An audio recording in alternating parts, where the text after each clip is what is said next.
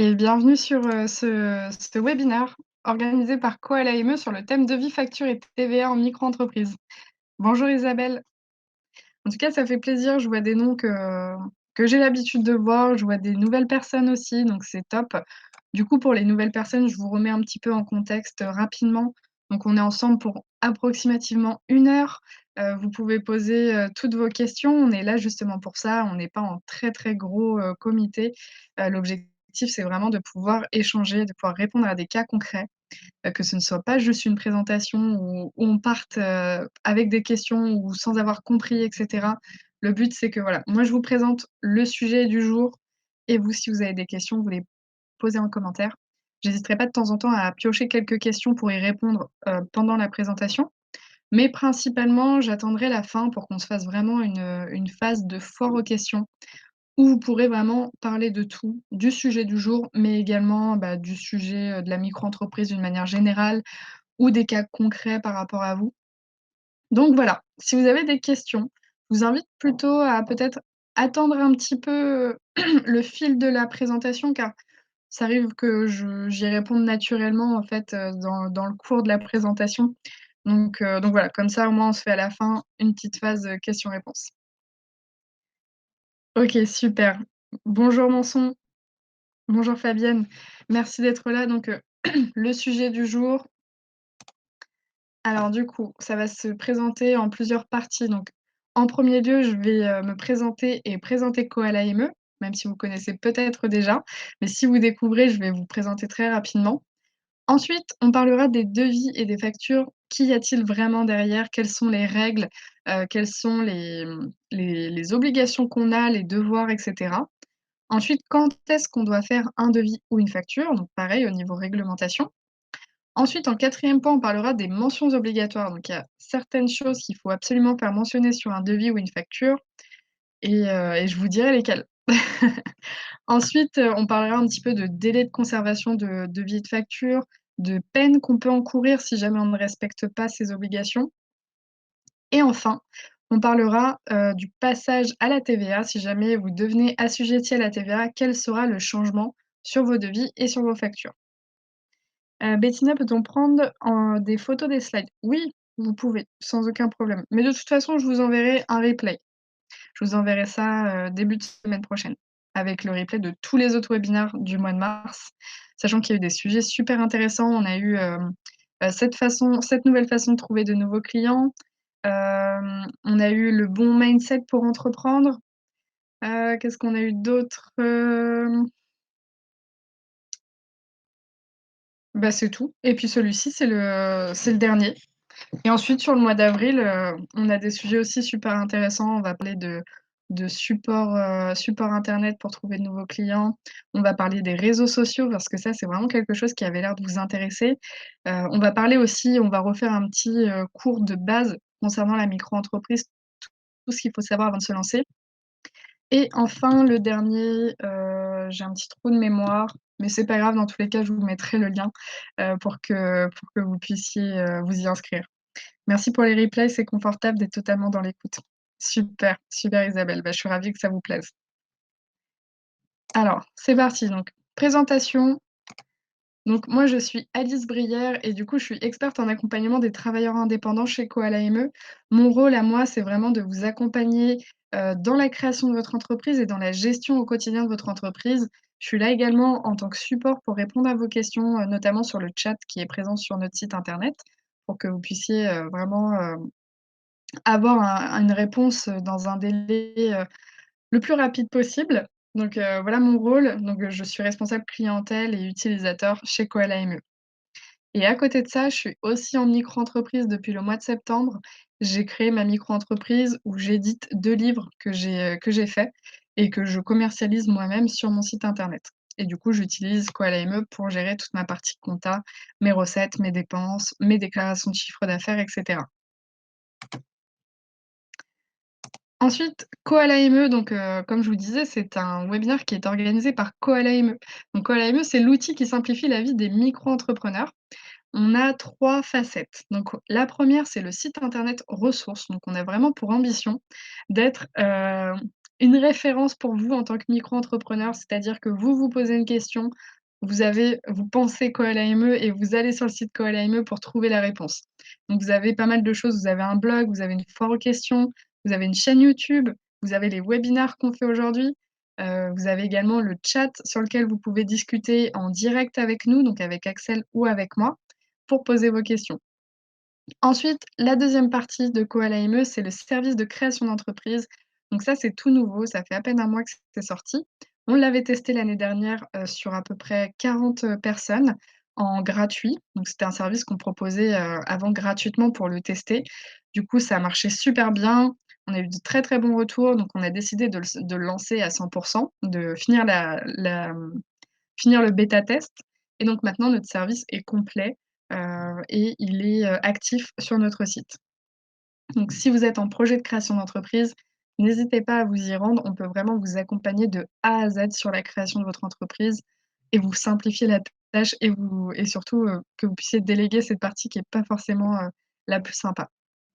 Et enfin, dernière partie, c'est, la plus importante, c'est le logiciel de gestion pour tous les micro-entrepreneurs. Donc c'est un logiciel dans lequel vous pouvez tout gérer de A à Z en tant que micro-entrepreneur. C'est-à-dire que vous créez votre espace et une fois que vous avez votre espace sur Coal-AME, vous avez vraiment l'intégralité de la comptabilité de votre entreprise. Donc devis, factures, le tableau de bord pour voir où vous en êtes, les déclarations de votre chiffre d'affaires, vous avez également, le livre de recettes, un livre de dépenses, un fichier client avec, des statistiques et cetera, vraiment pour piloter au maximum votre entreprise. Donc voilà pour la présentation de l'intervenant, donc Coal-AME et moi-même qui travaille pour Coal-AME. Donc petit rappel, comme je vous disais tout à l'heure, hein, vous pouvez poser vos questions durant ce webinaire, dans le chat ou dans le petit mode Q et R, questions-réponses. Comme ça, je pourrais afficher vos questions à la fin de la présentation pour que tout le monde puisse profiter de la réponse. Sinon, si jamais, on n'a pas le temps de traiter toutes les questions ou que vous avez des questions très particulières en fonction de votre cas, vous pourrez aller sur notre site après la présentation. Je serai présente pour répondre, aux autres questions. Ensuite, du coup, on attaque le sujet, donc devis facture, qu'y a-t-il vraiment derrière? Donc le devis, c'est une proposition écrite que l'entrepreneur fait à son potentiel client. Donc je sais que le devis ne s'adapte pas forcément à toutes les activités, notamment les activités, d'achat-revente entre particuliers. Enfin, avec des particuliers, généralement, on ne fait pas forcément de devis, on a des prix qui sont déjà définis. Le client accepte le prix, il achète, on lui fait potentiellement une facture ou un ticket de caisse ou rien si, le client veut pas et que je vais vous dire les règles après. Mais du coup, je sais que ça ne s'adapte pas à tout le monde, mais dans pas mal d'activités, on doit passer par le devis. C'est préférable ou dans certains cas également, c'est obligatoire. Ensuite, le devis, il doit décrire exactement le produit ou le service qu'on propose. Il doit préciser un tarif, ça c'est obligatoire, on ne peut pas faire de devis sans tarif. Et sur ce devis, vous devez mettre une date de validité. Donc ça, c'est pour protéger votre client.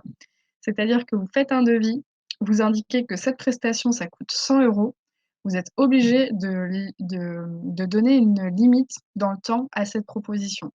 C'est-à-dire que si jamais, votre client, se décide un petit peu plus tard, prend du temps pour se décider, s'il est toujours dans la phase de validité du devis, vous n'avez pas le droit de changer ce tarif pour ce client. Si entre-temps vous avez une réévaluation de votre tarif ou autre, si votre client, vous lui avez dit que c'était 100 € et qu'il y avait un mois de validité, s'il vous répond au bout de 25 jours, vous devez garder le même prix. Donc ça, c'est vraiment pour protéger le client. Hem, Ensuite, pour être validé, le devis, il doit être signé avec la mention «Bon pour accord» et une fois signé, ça devient un contrat. Avant d'être signé, le devis, ce n'est pas un contrat. Il vous engage vous en tant qu'entrepreneur, mais il n'engage pas votre client. C'est-à-dire que, si votre client accepte votre devis pendant la période de validité, vous, en tant qu'entrepreneur, vous êtes engagé. Vous devez faire la prestation ou vendre la chose qui avait été prévue. Heu, Par contre, si le client, ne répond pas ou refuse, lui, il n'est pas engagé. Mais à partir du moment où il accepte, là, ça devient un contrat et ensuite, il faudra passer à l'étape de la facture. Donc justement, la facture, donc là pour le coup, c'est un contrat, c'est un constat écrit entre l'entrepreneur et le client qui reprend potentiellement à peu près les mêmes, obligations de présentation que le devis, avec quelques petits changements que je vais vous montrer tout à l'heure. Mais il permet vraiment d'acter, la relation entre vous et votre client. Concernant les règles, je vais y venir après, mais là, pour le coup, il y a plus de règles sur les factures que sur les devis. Et la facture, c'est une pièce comptable, donc ce n'est pas à prendre à la légère. Je vous dis ça parce que j'ai souvent des personnes qui me disent: «Bah, non, moi, je suis en micro-entreprise, je fais pas de facture, j'ai pas de comptabilité». Mais si, je vais vous faire des petits rappels tout au long, mais vous avez une obligation de faire des factures dans certains cas. Ensuite, en facture, on en a 2 types. En micro-entreprise, c'est très important de faire la différence entre une facture, pardon, à payer et une facture acquittée.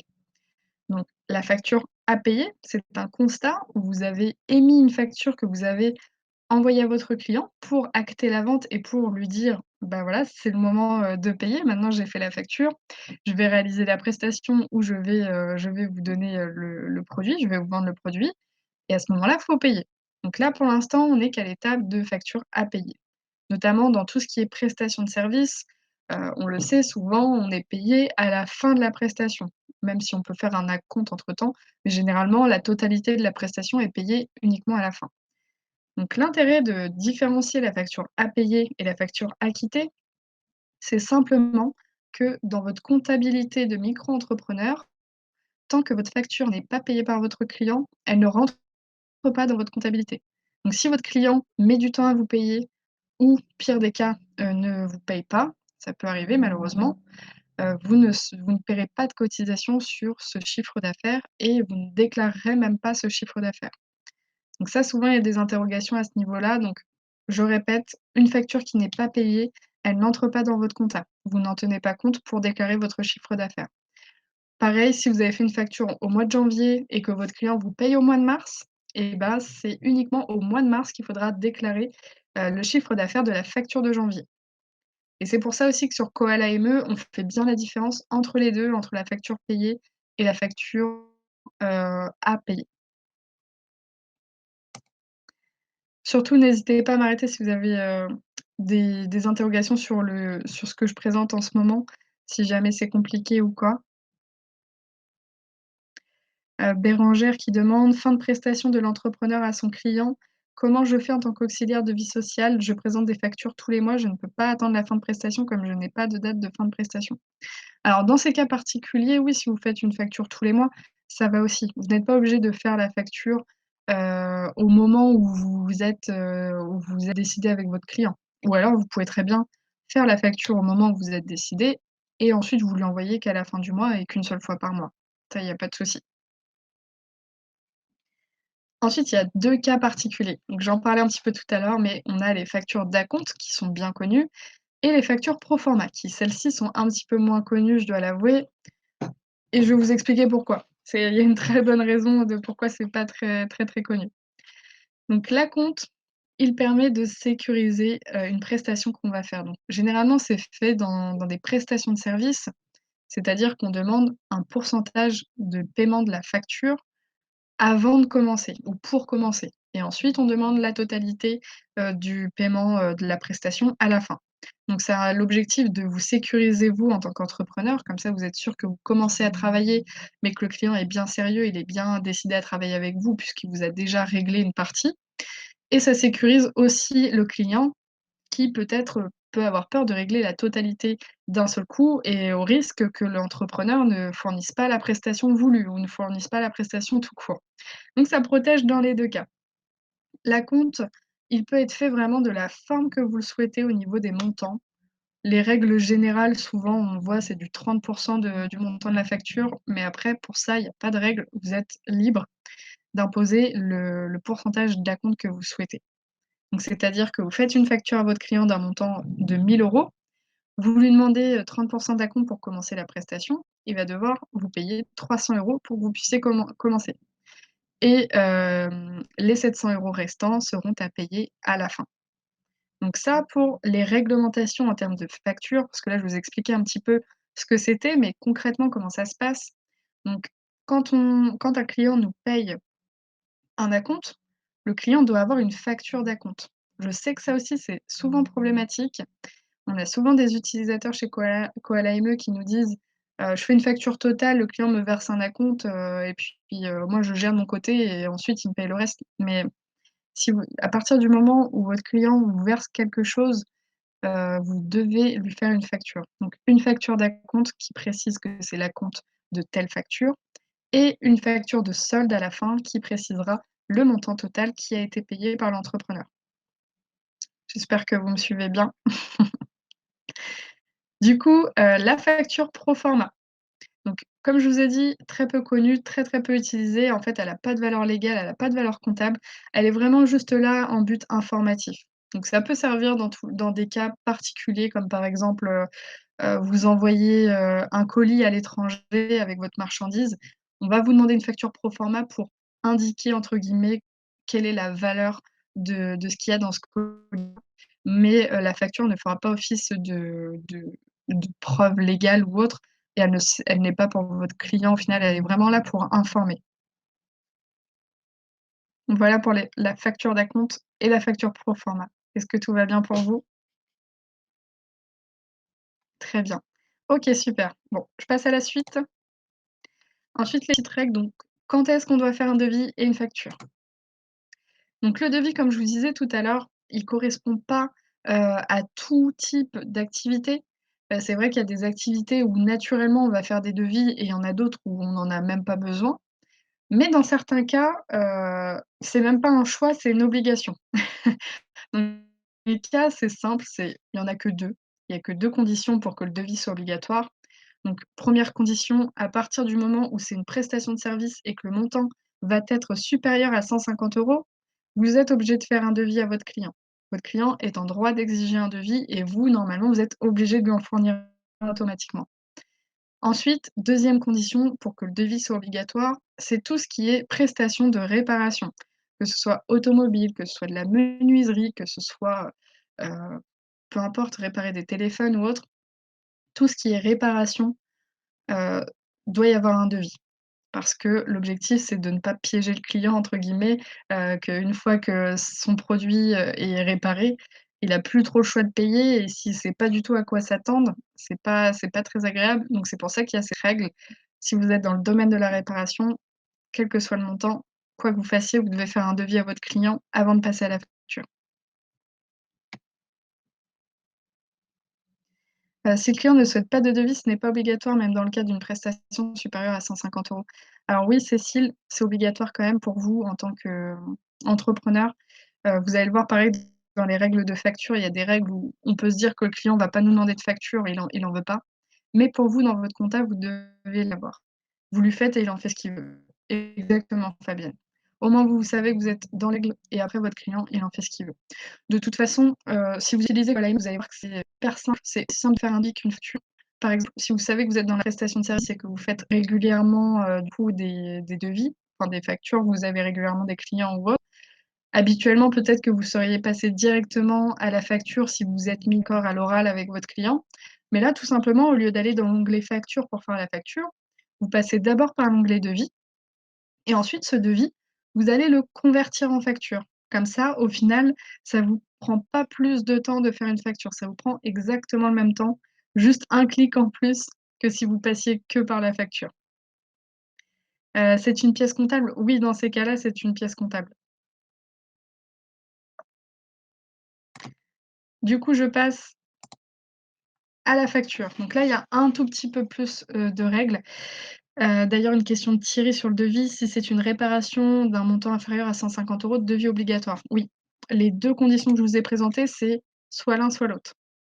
C'est soit tarif de prestation de service supérieur à 150 € ou soit vous êtes en prestation de réparation et peu importe le montant, vous devez faire un devis. Dans le cas d'un montant qui pourrait varier en fonction de la prestation que l'on réalisera. Alors, vous pouvez, bien sûr, un devis, être modifié et surtout dans le cadre de la réparation, ça peut arriver que, le devis dépasse, enfin la facture dépasse le devis ou inversement.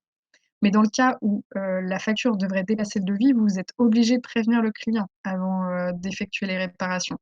Par exemple, vous faites, une réparation de voiture, vous avez fixé un devis à votre client pour une révision à 200 € par exemple, au final, vous vous rendez compte qu'il y a plus de boulot que prévu. Avant de faire le boulot en plus qui n'était pas prévu, vous devez quand même prévenir votre client et lui dire: «Voilà, je vais passer plus de temps, où il y a plus de choses et du coup, bah, ça sera plus cher» et il faut avoir l'accord du client. Héloïse, les factures sur Call AME sont pour nous ou pour les clients? C'est-à-dire Héloïse? C'est des factures que vous faites vous, pour vos clients et on le précise dans le devis éventuellement. Tout à fait, vous pouvez préciser dans les commentaires du devis que, il y a possibilité de majoration selon le cas particulier. Alors je passe aux factures, donc concernant les réglementations, quand est-ce qu'il faut faire une facture? Donc là, vous avez 4 règles. Donc la première, c'est, toute prestation ou vente d'un montant supérieur à 25 € doit avoir une facture. Donc je sais, le montant, il est assez faible, heu, ça dépend ce qu'on vend, mais ça peut souvent arriver qu'on vende, des choses à plus de 25 €. Dans ces cas-là, vous êtes obligé de faire une facture.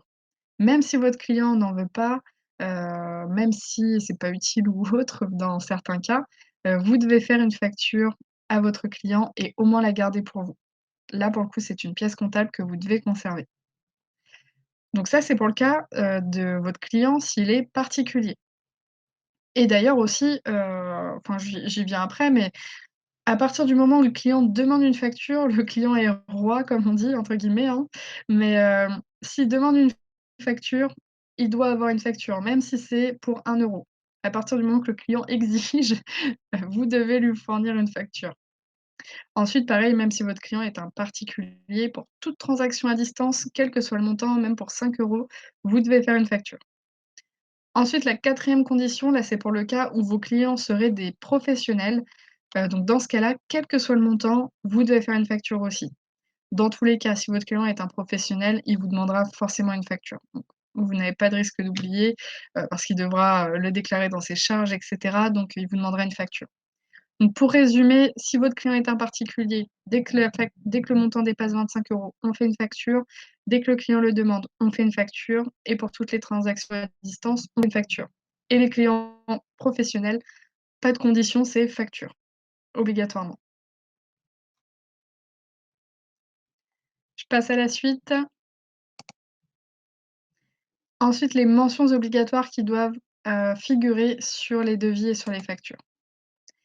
Donc vous allez voir que globalement, c'est la même chose. Entre le devis et la facture, c'est quasiment la même chose. Donc tout ce que je vais vous présenter là, c'est vraiment pour le cas, des devis pour des micro-entrepreneurs qui seraient, non assujettis à la TVA ou autre.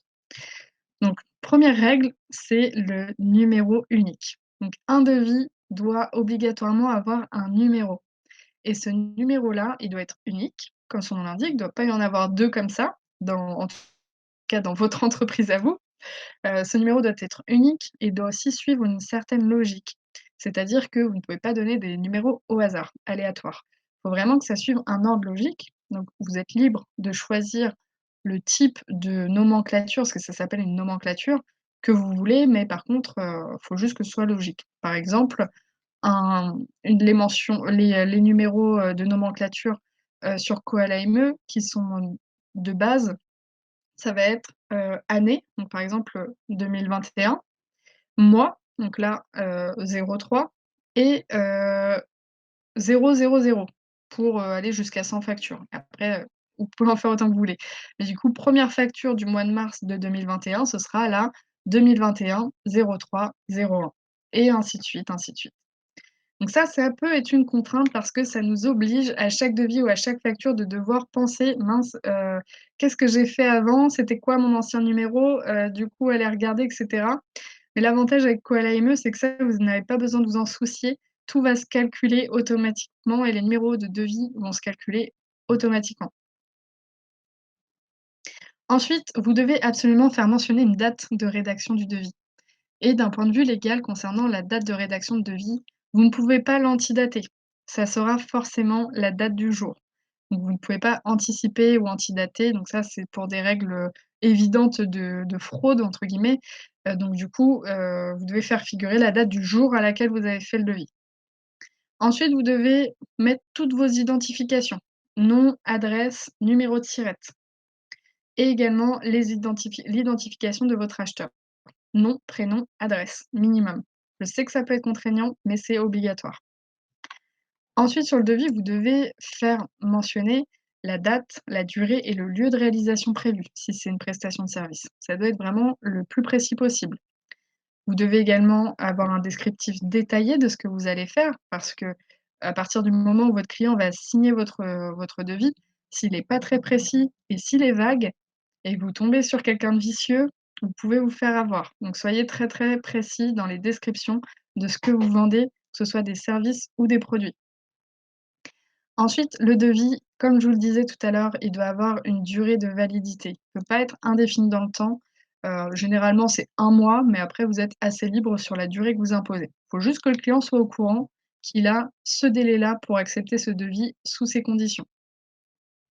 Ensuite, tout ce qui est mention de TVA. Même si vous n'êtes pas concerné par la TVA, parce que de base en micro-entreprise, on n'est pas assujetti à la TVA, il y a que dans certains cas où on peut l'être, j'en parlerai après. Vous devez quand même faire mentionner, la phrase qui est écrite, toute simple, c'est: «Non assujetti à la TVA, article 293 B du CGI». En bas de page de tous vos devis, vous devez faire figurer ça et si jamais vous êtes assujetti à la TVA, vous enlevez cette mention-là et à la place, vous rajoutez votre numéro de TVA intracommunautaire.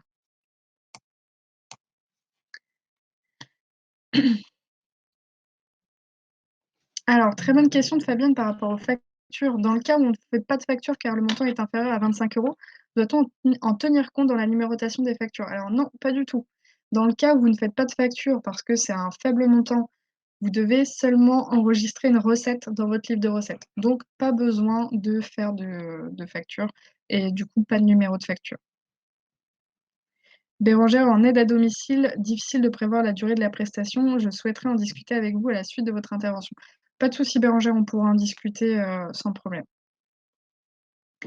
Caroline, si on a un client basé à l'étranger, Royaume-Uni, peut-on rédiger une facture en anglais?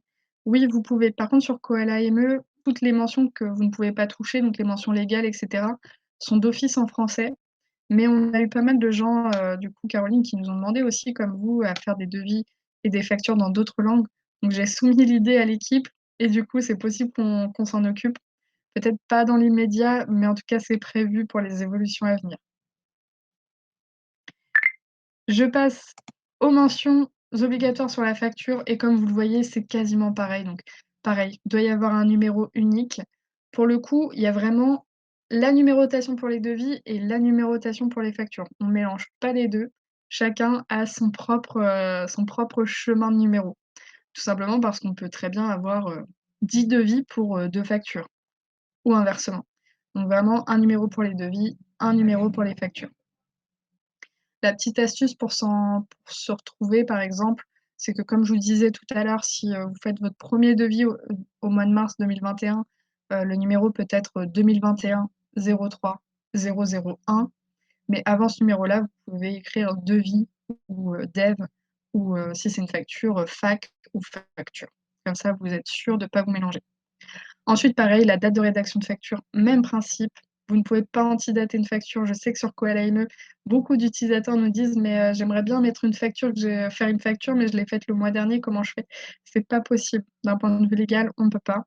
Tout simplement parce qu'il y a des périodes de déclaration qu'on doit respecter et du coup, c'est un peu compliqué, enfin, c'est même pas que c'est compliqué, c'est qu'on ne peut pas d'un point de vue légal.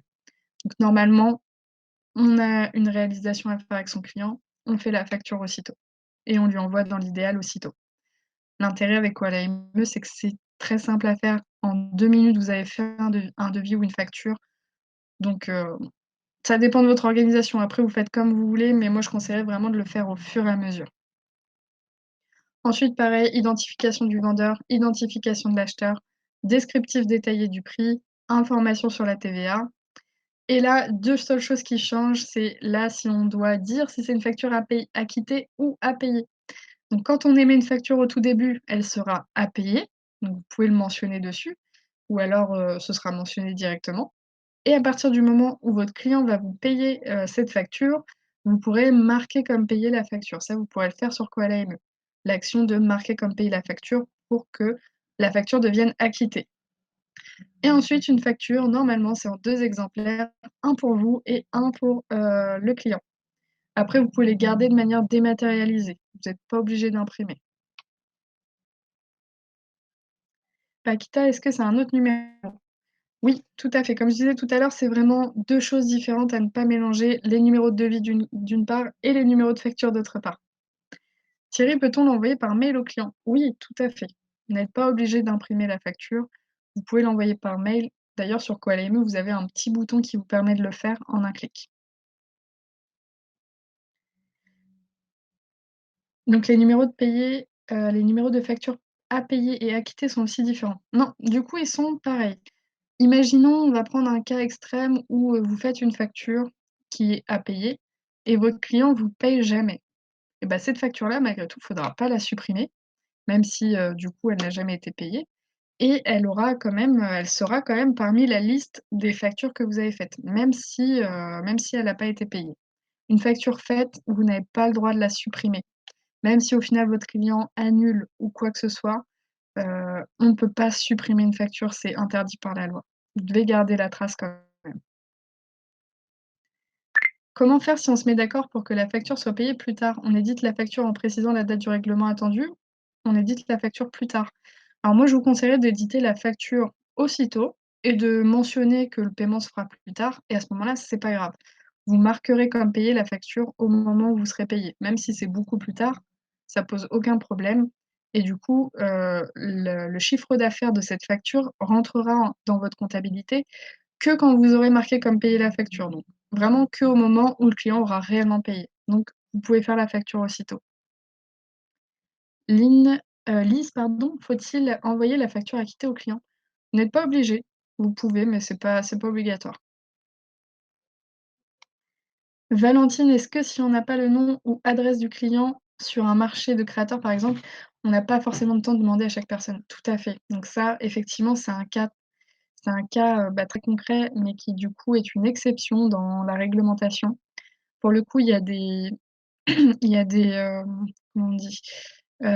Des tolérances par rapport à ce genre de cas où effectivement, on va pas aller, faire une facture à chaque client qu'on rencontre sur un marché, surtout si on en rencontre beaucoup, ça va vite et cetera. Donc dans ces cas-là, vous devez fonctionner par recettes journalières. C'est-à-dire que vous allez renseigner dans votre livre de recettes les recettes de la journée. Mais vous n'allez pas être obligé de préciser que c'est, un tel et un tel qui ont acheté qui vous ont fourni ce chiffre d'affaires. Alors Monçon, c'est quoi la TVA intracommunautaire et comment l'avoir?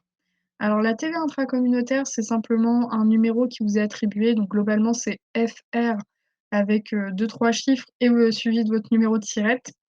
Vous n'êtes pas obligé de le mentionner quand vous n'êtes pas assujetti à la TVA. Mais l'avantage, si vous avez un compte sur Koala ME, vous allez dans l'onglet TVA et même si vous n'êtes pas assujetti à la TVA, on vous fournit votre numéro de TVA intracommunautaire. Jessie, comment fait-on une facture de débours? Donc ça, je vais y venir après. Je passe à la suite. Donc concernant les mentions obligatoires, donc là, je rappelle un petit peu ce que j'ai déjà dit, mais sur Koala ME, toutes les mentions que je viens de vous présenter sont déjà incluses. Vous n'avez pas besoin de vous en préoccuper, ça se fait tout seul. Et ensuite, vous avez aussi pas mal, bon là, c'est pour le côté esthétique, mais vous avez pas mal de possibilités de personnalisation de tous vos devis et vos factures. Ensuite, les règles concernant la conservation des devis et des factures. Donc, vous allez voir, c'est pas compliqué, mais globalement, c'est, devis et factures, ça doit être conservé pendant 10 ans. Donc 10 ans, vous devez absolument avoir l'historique pendant 10 ans de toutes vos devis et de tous vos devis et de toutes vos factures. Le stockage peut être physique, donc c'est-à-dire en papier, dans des classeurs, ou il peut très bien être numérique. Mais la condition, c'est que ce soit sur un cloud, donc une sauvegarde en ligne qui soit en France, uniquement. Comme ça, vous n'avez pas d'excuses si jamais, le serveur plante ou autre. Ensuite, bah, le risque à prendre, si vous ne respectez pas, ces délais et que vous vous faites contrôler, malheureusement, ça peut arriver. Le risque est d'une amende entre 1 500 et 25 000 €. Thierry, on peut les garder avec Koala? Oui, tout à fait. Koala ME dispose justement d'une sauvegarde sur un drive, enfin sur un cloud qui vous est dédié à chaque, client et bien sûr, ils sont en France. Ah, quels sont les clouds en France? Je vais venir après et du coup, vous devez, sur Koala ME, toutes vos données sont sauvegardées sur un cloud en France. Quel que soit, votre parcours, même si jamais vous arrêtez de travailler avec Koala ME, tout est sauvegardé pendant 3 ans à compter de la fin enfin, à compter de la dernière connexion. Donc c'est-à-dire que même si jamais, vous travaillez plus avec nous, mais que vous reconnectez une fois et bah, vous prolongez de 3 ans votre sauvegarde automatiquement. Bérengère ou sur une clé USB. Ouais, après c'est un petit peu plus risqué si vous perdez la clé. Si nous n'avons pas encore le numéro de Siret, on peut faire des factures. Oui, vous pouvez faire des factures Héloïse, il faudra bien mentionner que c'est votre Siret est en cours. Et quels sont les clouds en France? Alors, je ne les connais pas particulièrement parce que, bah, du coup, moi, je travaille qu'avec Koala ME, mais du coup, suffit, je pense, de regarder sur internet, à mon avis, je pense qu'ils doivent le préciser. Et Ninon, votre question, j'y réponds après. Ensuite, du coup, bah, la conservation, comme je vous disais, le fait d'opter pour une solution en ligne comme Koala ME, ça vous permet vraiment de sécuriser votre parcours. Déjà d'un point de vue en cas de contrôle, mais encore, même pour vous, pour savoir, ce que vous faites et être sûr de tout sauvegarder, de ne rien perdre, c'est hyper avantageux, hyper intéressant de le faire de cette manière. Vous êtes sûr de ne rien perdre. Si on garde tout sur un PC, souvent c'est ce qu'on fait, hein, moi je faisais ça aussi avant. Le PC tombe en panne, vous perdez tout. Vous ne pouvez plus récupérer vos données. Donc là, l'avantage, c'est que c'est toujours accessible quoi qu'il se passe. Ensuite, on passe à la dernière partie de cette présentation, donc concernant les changements qui ont lieu sur les devis et les factures quand on passe à la TVA, donc quand on devient assujetti à la TVA. Donc là, tout ce qui concerne les mentions obligatoires, elles restent les mêmes. Elles sont toujours incluses dans le Koala ME. Elles restent les mêmes. Vous allez simplement devoir faire apparaître votre numéro de TVA intracommunautaire. Donc ça, c'est le numéro de TVA qui vous est attribué et que vous devez faire apparaître en pied de page. Ensuite, vous devez bien sûr, pour le coup, faire apparaître tout ce qui est notion de montant hors taxe et de taux de TVA utilisé. Quand vous n'êtes pas concerné par la TVA en tant que micro-entrepreneur, vous n'avez pas de termes hors taxe et de termes TTC à utiliser. Vous ne devez même pas parler en hors taxe ou en TTC, vous devez parler en prix net tout simplement, puisqu'il n'y a pas de taxe qui s'ajoute à ce que vous vendez. Par contre, si vous devenez concerné par la TVA, là, il faudra un petit peu plus de précision sur vos devis et factures, bien mentionner le montant hors taxe, le taux de TVA appliqué et le montant TTC.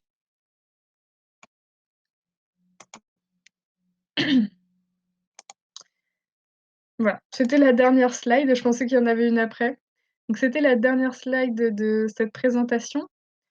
Donc maintenant, ce que je vous propose, c'est qu'on passe vraiment à une phase de foire aux questions.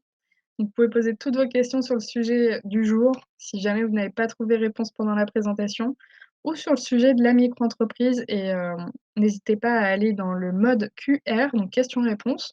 Comme ça, moi, je peux appliquer votre question à l'écran pour que tout le monde puisse, en profiter. Alors, hop, je vais regarder les questions auxquelles j'ai pas répondu. Alors, il y avait une question de Roxane. En tant que professeur de yoga, dois-je faire des devis factures pour mes élèves pour leur abonnement annuel, stage de yoga ponctuel? Alors oui, quelle que soit l'activité, je sais qu'il y a des activités où on a l'impression que ça s'y prête pas de faire ça, mais quelle que soit l'activité, vous êtes soumis aux mêmes réglementations. Donc, si vous vendez des abonnements, vous devez faire des factures à vos clients. À partir du moment où ça dépasse 25 €, vous devez faire une facture. Alors Ninon, quels sont les moyens de paiement disponibles sur Koala ME? Alors, sur Koala ME, il n'y a pas de moyen de paiement, c'est-à-dire qu'on ne peut pas faire payer une facture depuis Koala ME. Ça, peut-être que ça viendra, j'espère. Mais par contre, quand vous marquez votre facture comme payée, vous pouvez marquer si votre facture a été payée en espèces, en virement, en carte bancaire ou bah, c'est tout. Espèces, virement, carte bancaire, je crois pas que j'en oublie, ou chèque. Vous pouvez préciser ça, comme ça dans votre livre de compte, ça va bien se ranger. Alors du coup, Elisa, est-il obligatoire de faire un devis avant une facture? Donc, j'en parlais justement au début, vous êtes peut-être arrivés après, mais non, ça dépend des cas. Il y a seulement 2 cas où c'est obligatoire de faire un devis.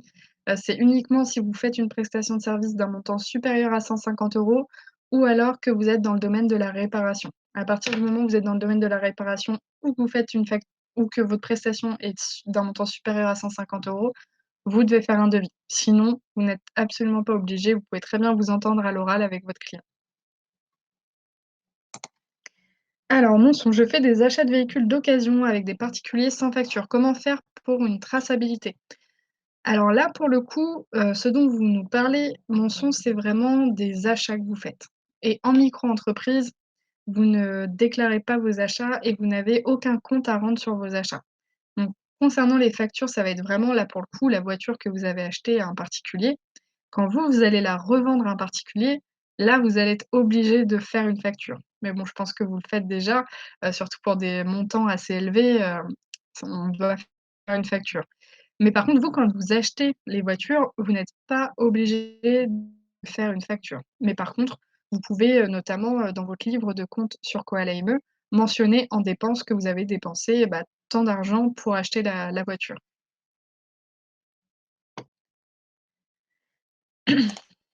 Alors David, est-ce que Koala IME envoie automatiquement une déclaration de TVA? Alors non, sur Koala IME, vous pouvez gérer la TVA, d'un point de vue consultation, c'est-à-dire que vous pouvez voir vraiment combien de TVA au total vous avez récolté, combien de TVA vous allez pouvoir déduire et on va vous indiquer aussi, si vous devez payer de la TVA ou si vous êtes redevable, ou si on vous doit de la TVA au contraire.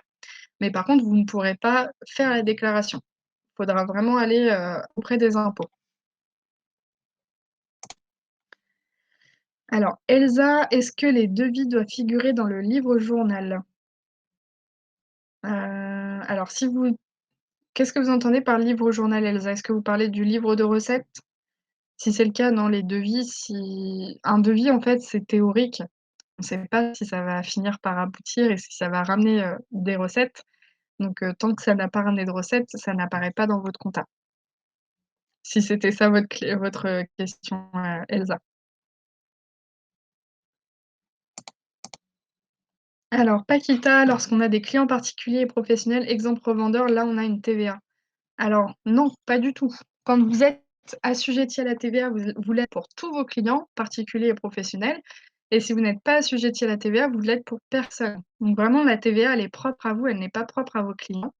C'est-à-dire que votre client, qu'il soit particulier ou professionnel, si vous n'êtes pas concerné par la TVA, vous allez lui facturer sans taxe. Donc vraiment, si vous facturez 100 €, c'est 100 €.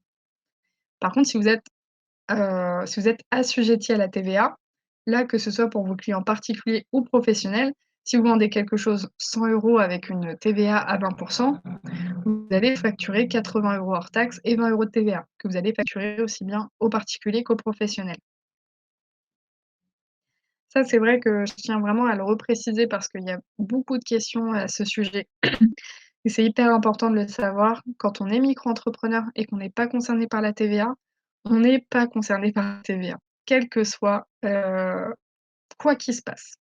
C'est-à-dire que si vous achetez auprès d'un professionnel, vous n'allez pas profiter d'un prêt en taxe. En fait, il faut vraiment le voir comme, un micro-entrepreneur non assujetti à la TVA. C'est exactement comme un particulier.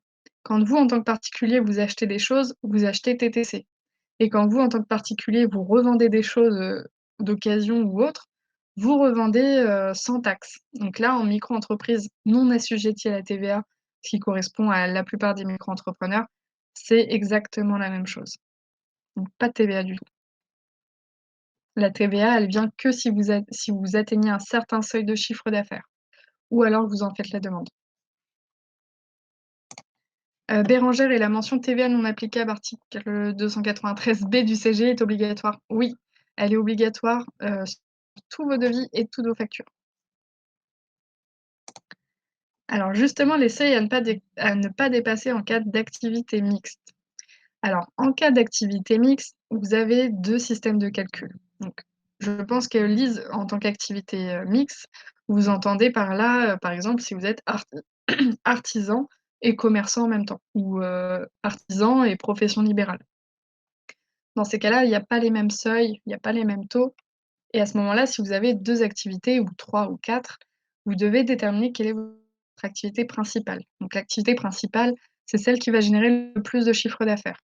Une fois que vous avez déterminé celle-ci, qu'elle est déclarée en tant qu'activité principale, vous avez le premier mode de calcul qui intervient. Donc là, faut vraiment être attentif à ce que je vais dire si la question vous intéresse parce que c'est pas compliqué enfin, c'est compliqué justement à expliquer et là, comme j'ai pas de support, c'est encore plus compliqué.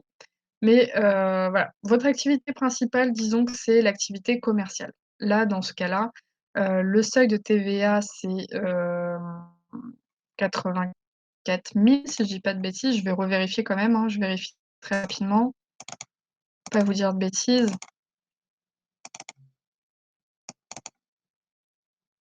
Alors, toc toc toc, voilà. Le seuil de TVA quand on est en activité commerciale, c'est 85 800 € et le seuil de TVA quand on est artisan, par exemple, c'est 34 400 €, donc il y a quand même une grosse différence. Disons que vous êtes commerçant, artisan avec une activité principale en commerce, donc vos 2 chiffres d'affaires commercial et artisanal ne doivent pas en cumulé dépasser le seuil de l'activité principale. Donc par exemple, le seuil de l'activité principale, c'est 85 800. Donc en cumulé, le chiffre d'affaires de votre activité commerciale et le chiffre d'affaires de votre activité artisanale ne doit pas dépasser 85 800 €. Donc ça, c'est la première condition. Ensuite, la deuxième condition, c'est que indépendamment, chacune de vos activités ne doit pas dépasser son propre seuil. C'est-à-dire que dans l'activité commerciale, vous ne pouvez pas dépasser 85 800. Quand je dis: «Vous ne pouvez pas», vous pouvez, hein, mais c'est juste que vous allez passer à la TVA après et dans l'activité artisanale, vous pouvez aller jusqu'à 34 400 €. Donc même si, par exemple, en cumulé, les 2 chiffres d'affaires ne dépassent pas 85 800 €, si une seule des activités a dépassé son propre seuil, vous de passez la TVA. Par exemple, en artisanat, vous faites 40 000 € de chiffre d'affaires, donc vous avez dépassé, les 34 400 € et même si vous avez fait que 40 000 € en commerce aussi, 40 000, ça fait 80 000, vous n'avez pas dépassé les 85 800 €, qui est le seuil de votre activité principale, mais par contre, vous avez dépassé le seuil de l'activité artisanale. J'espère que c'est assez clair. Parce que je sais que c'est pas évident à comprendre comme notion. Je passe à la question suivante. Oriana, bonjour, est-il possible de faire une intégration entre les factures éditées automatiquement par Stripe et le tableau de bord Coalime? Alors oui, tout à fait Oriana et d'ailleurs moi personnellement je suis dans ce cas-là, comme toutes mes ventes sont faites sur mon site internet, je suis payée par Stripe ou par PayPal. Donc Stripe, c'est un mode de paiement par carte bancaire. C'est souvent le mode qu'on utilise quand, on a un site internet pour que les clients payent avec leur carte bleue. Donc à ce moment-là, Stripe ou PayPal vous fait un virement groupé de toutes les, recettes qui ont été passées sur votre site ou, sur votre boîtier et cetera et donc vous, comme, Stripe s'est déjà chargé de faire une facture, vous n'avez pas besoin de faire une facture à votre client sur Koala ME. Ça va faire un doublon, ça va vous prendre du temps, en plus ça sert à rien. Donc dans ces cas-là, pas besoin de faire de facture sur Koala ME. Vous allez uniquement devoir renseigner une recette dans votre livre de recettes. Car en micro-entreprise, là, on a parlé des obligations en termes de facture, mais vous avez également une obligation de tenir un livre de recettes, en plus des factures. Les 2 sont obligatoires et donc là, tous les paiements passés, depuis Stripe, quand Stripe va vous faire un virement, vous devrez déclarer ce virement qu'il vous a fait dans votre livre de recettes et ça sur Koala ME, vous pouvez le faire hyper simplement. Moi, par exemple, j'ai mon compte bancaire qui est synchronisé avec mon profil Koala ME et à ce moment-là, dès que j'ai une rentrée d'argent sur mon compte bancaire, si ça correspond à mon activité, hop, je l'associe à mon livre de compte de ma comptabilité de mon entreprise. Alors, Christelle, quel est le délai d'attribution du numéro de siret en passant par Koala ME? Alors, le délai, il est le même que le délai classique quand on fait tout seul, parce que pour le coup, là, on passe par l'administration, donc il y a pas de changement. Heu, donc en moyenne, c'est 3 à 4 semaines pour obtenir son numéro de siret. Ensuite, Isabelle, le chiffre d'affaires sera bien calculé par Koala ME en fonction des factures acquittées. Oui, tout à fait. Les factures non réglées par le client ne sont pas imputées. Pouvez-vous me le confirmer, s'il vous plaît? Tout à fait, je vous le confirme. Alors vraiment, faut partir du principe que Qualime a été conçu et pensé pour les micro-entrepreneurs. Donc toutes les règles en micro-entreprise sont appliquées sur Qualime. Donc là, la règle, c'est que la facture non payée, elle ne rentre pas dans le chiffre d'affaires. Donc sur Qualime, dans l'onglet déclaration, ça ne rentrera pas non plus. Alors Valentine, merci de votre réponse pour la recette journalière en cas de marché. Dans ce cas-là, dans ce cas-là, on ne fait pas du tout de facture du coup, ou bien une facture groupée. Serait-ce aussi possible de connaître la marche à suivre en cas de demande de remboursement ou dans le cas où un client ne souhaiterait plus acheter un produit alors que la facture a déjà été éditée? Alors la première question concernant les recettes qui sont gagnées dans un marché, du coup, vous n'êtes pas obligé de faire une facture, vous faites simplement une entrée journalière dans votre livre de recettes. Donc comme je l'ai dit tout à l'heure, on a l'obligation de faire des factures, mais aussi de tenir un livre de recettes. À ce moment-là, vous allez rentrer votre recette directement, de façon journalière. Donc notez recette journalière, du marché et cetera, tant d'euros, encaissés tel jour. Ensuite, la deuxième question, c'est si, un client demande un remboursement ou, dans le cas où il y a déjà une facture qui a été éditée. Alors à ce moment-là, vous pouvez faire une facture de remboursement sur Qualime. C'est tout simplement une facture, avec un montant négatif et à ce moment-là, ça va se soustraire de votre chiffre d'affaires, donc ça va s'enlever. Par contre, dans le cas où, je sais que j'ai déjà eu la question, donc je l'anticipe. Dans le cas où, par exemple, vous avez, déjà déclaré la période, où il y a eu la facture, que vous avez déjà payé des cotisations sur la facture et que le client vous demande un remboursement un mois plus tard, par exemple. Dans ces cas-là, c'est un peu plus compliqué et là, c'est vraiment au cas par cas. Il faudra contacter l'URSSAF pour leur expliquer que vous avez remboursé une facture, que du coup, vous avez, moins de chiffre d'affaires que prévu et donc que vous avez payé trop de cotisations. Et là, pour le coup, ils vont vous demander une preuve comme quoi vous avez bien remboursé et cetera. C'est un peu compliqué donc on espère que ça arrive pas souvent. Généralement, ça arrive pas souvent, mais du coup, ça se passe de manière un peu plus compliquée. Comment gérer les paiements en plusieurs fois différés ou une ou plusieurs factures? Alors les paiements en plusieurs fois, donc comme je disais par rapport aux factures d'acompte, dès que vous avez un paiement de la part de votre client, il faut une facture. Donc au final, paiement en plusieurs fois égale autant de factures que de paiements.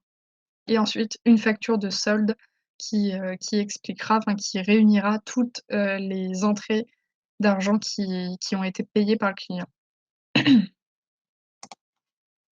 Alors, comment gérer les acomptes et la facturation du solde avec Koala-IME? Donc, on est en train de développer actuellement un module qui sera du coup beaucoup plus simple que ce que je vais vous expliquer aujourd'hui, car vraiment notre objectif, c'est vous faire gagner du temps. Mais en ce moment, vous pouvez quand même faire des acomptes, mais tout simplement, vous allez devoir faire plusieurs factures. Faire une facture de solde avec le montant total de la prestation et des factures d'acompte qui vont être tout simplement des factures classiques. Vous allez préciser dans les commentaires que ce sont des factures d'acompte qui correspondent à la facture de solde, numéro tant et cetera et à ce moment-là, vous allez marquer comme payé uniquement les factures d'acompte qui vont, correspondre aux réelles entrées d'argent que vous allez avoir. La facture de solde, il ne faudra pas la marquer comme payée parce que ça va faire doublon sinon, entre toutes les factures d'acompte que vous avez faites. Mais vous pourrez quand même la télécharger pour la renseigner à votre client, mais ne pas la marquer comme payée. J'ai conscience que c'est pas forcément évident.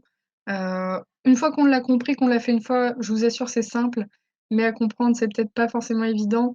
C'est pour ça qu'on développe un système qui sera beaucoup plus simple, où il y aura vraiment une option sur la facture, où on pourra générer des factures qui se rattacheront à la facture de solde pour faire des acomptes et ce sera beaucoup mieux. Alors Noémie, faut-il faire une facture lorsque l'on vend via une marketplace en ligne? Alors du coup, c'est un peu le même principe qu'un site web. Si la marketplace génère déjà une facture, vous n'avez pas besoin de refaire une facture en doublon. Uniquement renseigner les recettes. Alors, je ne savais pas que les devis étaient obligatoires selon les règles que vous avez décrites. Est-ce que je peux réajuster le tir ou est-ce trop tard? J'ai bien fait des factures, mais pas les devis. Alors du coup, j'aurais tendance à dire que c'est trop tard parce que Vous ne pouvez pas changer la date d'un devis. Après, par acquis de conscience, si vous voulez le faire, faites-le. Vous pourrez pas le faire sur Koala en tout cas, parce que, bah, du coup, nous, on est contraints de ne pas pouvoir laisser la possibilité de modifier la date d'un devis. Donc, vous pouvez le faire de votre côté. Après, en cas de contrôle, c'est facilement explicable, même si, nul ne doit ignorer la loi comme le dit, la règle. Mais, du coup, ça peut s'expliquer et si on voit que vous avez réajusté le tir et que maintenant vous le faites correctement, c'est je peux pas parler au nom des potentielles personnes qui pourraient vous contrôler, mais normalement ça devrait aller.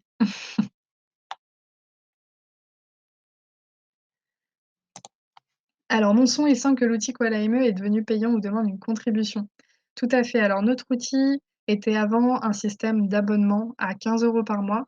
On a décidé de passer en 100 gratuit pendant une période, pour soutenir les entrepreneurs pendant la crise et là, aujourd'hui, on a repensé notre mode économique, on l'a fait évoluer et désormais, c'est un système de frais de gestion. C'est-à-dire que sur chaque facture que vous allez faire ou chaque recette que vous allez renseigner dans votre livre de recettes, vous allez payer ou faire payer à vos clients, c'est vous qui choisissez, un pourcentage de 2 de frais de gestion avec un minimum de 90 centimes et un maximum de 3 € par facture et par recette et tout ça plafonné à 10 € par mois. Donc quel que soit le nombre de factures que vous ferez, vous ne pourrez pas dé on a vraiment voulu ce système-là, plutôt que l'abonnement, tout simplement pour aller vraiment dans la même logique que la micro-entreprise. C'est-à-dire qu'en micro-entreprise, si on fait pas de chiffre d'affaires, on paye pas de cotisations. Si on fait très peu de chiffre d'affaires, on paye des cotisations proportionnellement à ce qu'on a fait, comme recette. Bah, là, sur Koala c'est pareil. Si un jour, malheureusement, vous n'avez pas beaucoup d'activité, vous paierez moins. Tandis qu'avec un abonnement, ça vous contraint vraiment de payer tous les mois, même les mois où vous n'avez pas d'activité. Alors, Paquita, dans le cas d'un abonnement mensuel, il faut faire une facture mensuelle. Oui, si l'abonnement est mensuel, facture mensuelle. Si l'abonnement est trimestriel, facture par trimestre, et cetera. Alors, Isabelle au Koala effectue-t-il automatiquement la déclaration URSSAF ou devons-nous lancer la manip?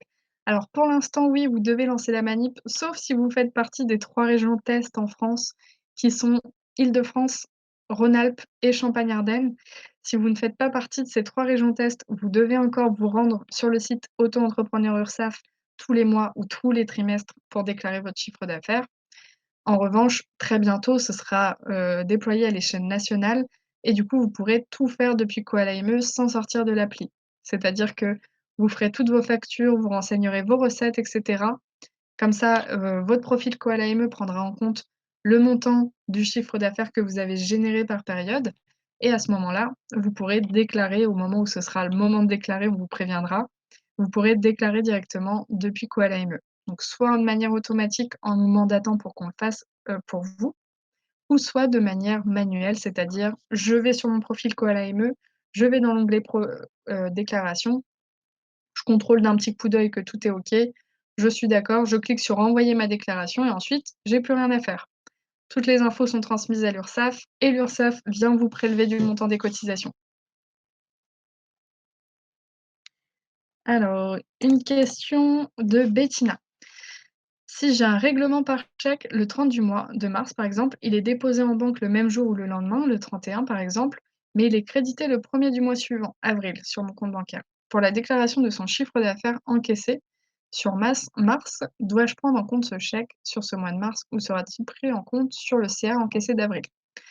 Alors, moi, j'aurais plutôt tendance à vous dire le mois d'avril, mais là, pour le coup, ça, c'est vraiment à interprétation. Il n'y a pas vraiment de règles par rapport à ça, j'ai déjà cherché. Mais j'aurais tendance à dire que quand c'est par chèque, surtout qu'un chèque, vous le savez, ça peut être retourné impayé, enfin, ça peut être retourné sans provision pendant 10 jours. Donc, par exemple, si vous le déclarez sur le mois de mars, alors qu'il vient juste d'être encaissé, vous n'êtes pas à l'abri que, dans les jours qui suivent, il vous soit retourné comme, un chèque sans fond. Donc dans ces cas-là, moi je conseillerais vraiment de, considérer le chèque comme crédité, enfin comme comptabilisé une fois qu'il sera vraiment crédité sur votre compte et que vous en êtes sûr à 100. Donc dans votre cas, enfin l'exemple que vous citez, je dirais de plutôt compter ce chèque-là sur le mois d'avril.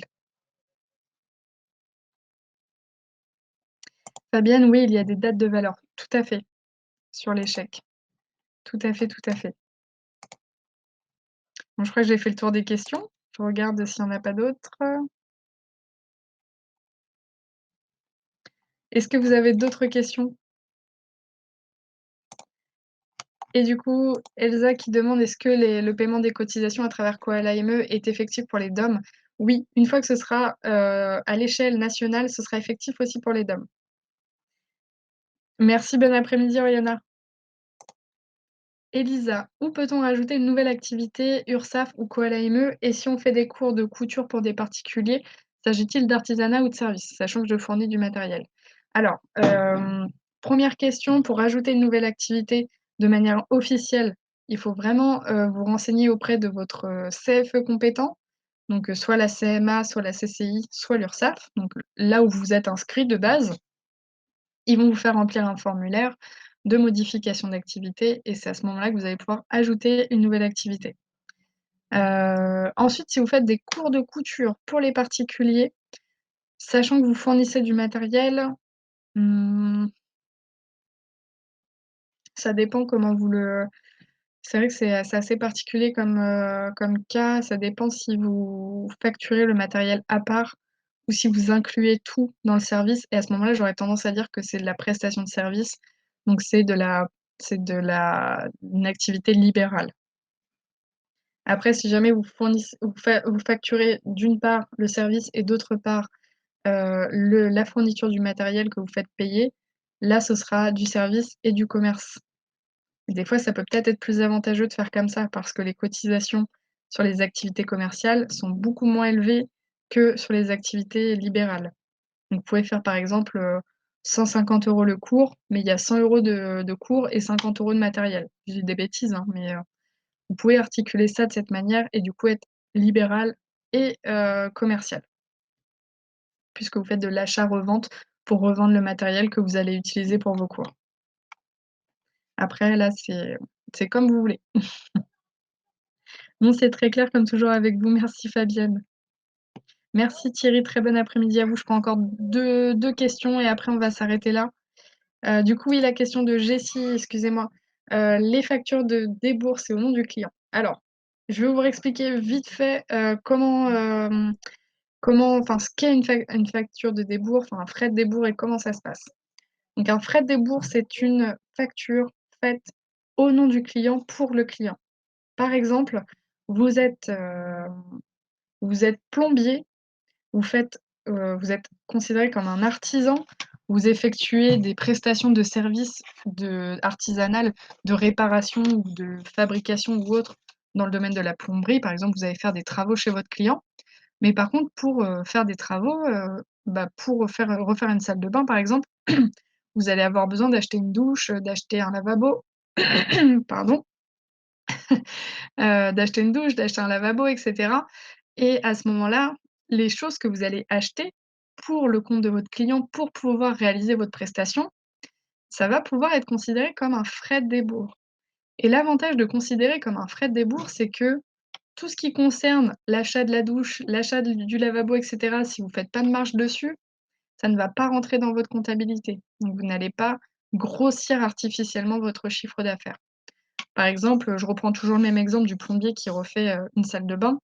Le plombier va dire à son client: «La facture totale, c'est 5 000 €. Pour 5 000 €, je vous refais la salle de bain, pièces et main-d'œuvre».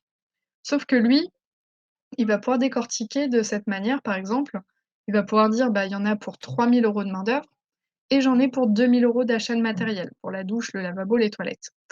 À ce moment-là, les 2 000 € d'achat de matériel qu'il va acheter auprès de son fournisseur pour les poser chez son client, il va pouvoir faire passer ça en frais de débours et du coup, son chiffre d'affaires à ce plombier-là, ça ne va plus être 5 000 € puisqu'au final, les 2 000 € de matériel, ça ne rentre il fait pas de marge dessus. Donc ce serait injuste de dire qu'il fait 5 000 € de chiffre d'affaires alors qu'au final, ce qu'il gagne vraiment, c'est 3 000 €.